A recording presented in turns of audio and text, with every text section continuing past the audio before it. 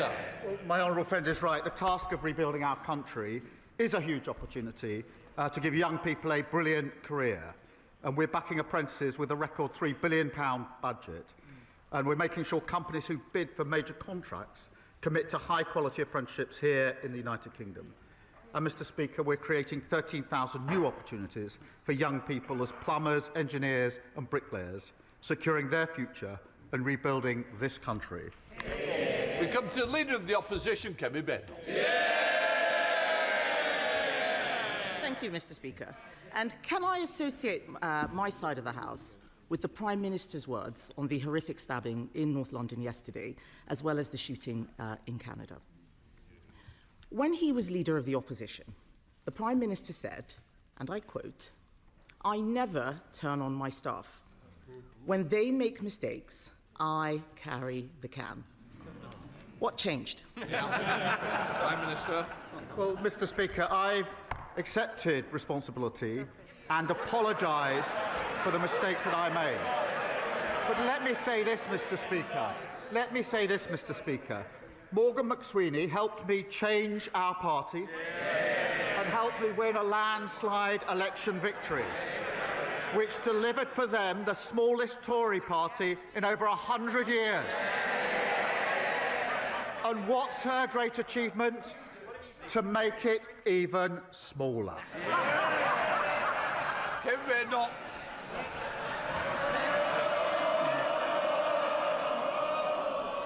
The Whips have done a great job today. This is like the 37th... Oh, he said, yeah, exactly. Done a great job today getting them cheering. We all know that they've been sick for the last week. Because let's remember, Mr. Speaker, just last week, he told us that he had full confidence in his Chief of Staff, Morgan McSweeney. On Sunday, he sacked Morgan McSweeney. Last week, he resigned. Yes. Last week, Mr. Speaker, he was defending the Cabinet Secretary. Now he is sacking him. What changed? Prime Minister. Mr. Speaker, in January, she said she had full confidence, 100% confidence, she said, be no more defections from her party. 48 hours later, the Shadow Foreign Minister defected. 8 days after that, the former Home Secretary defected. The only question now is, who's next? She needs to wake up. Her party is dying. Mr. Speaker, the Prime Minister is demonstrating stratospheric levels of delusion if he thinks the problem is on this side of the House. And he didn't say anything about why the Cabinet Secretary is going. We know the truth. It is because he is throwing everyone under a bus except himself. And, Mr. Speaker, the Mandelson episode was not an isolated incident. A few weeks ago, he announced a peerage for one Matthew Doyle, his former Director of Communications. Immediately after that, the Sunday Times published on the front page that Doyle campaigned for a man charged with child sex offences. Yet, despite the Prime Minister knowing this, he gave Doyle a job for life in the House of Lords anyway. Why? Prime Minister. Mr. Speaker, Matthew Doyle did not give a full account of his actions.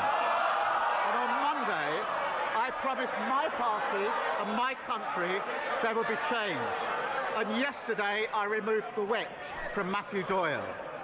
I'll tell you what other action we've taken, Mr. Speaker. Along with the Safeguarding Minister, I and this government have introduced the most far-reaching violence against women and girls strategy. And I'll tell you what else we've done. This government has introduced a pay rise for millions of working-class women. What did the Leader of the Opposition do? She opposed it. This government's introducing greater protection for women at work. What did the Leader of the Opposition do? She opposed it. And I'll tell you what else she opposes. This government removing the disgusting rape clause that they put in place.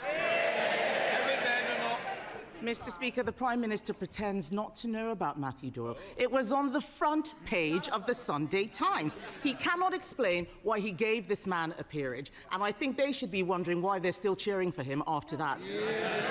And the Prime Minister, sometimes likes to claim, as he just did, that he cares about violence against women.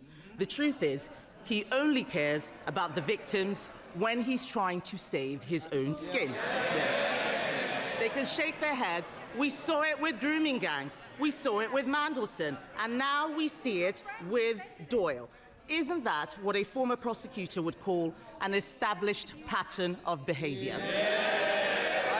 Mr. Speaker, I'm going to take no lectures from the Tories in standards in public life. She defended Partygate for months and months and months. And even now she says it was overblown. The Shadow Foreign Secretary broke the ministerial code by bullying. Boris Johnson kept her. The leader of the opposition promoted her. She sits on her front bench.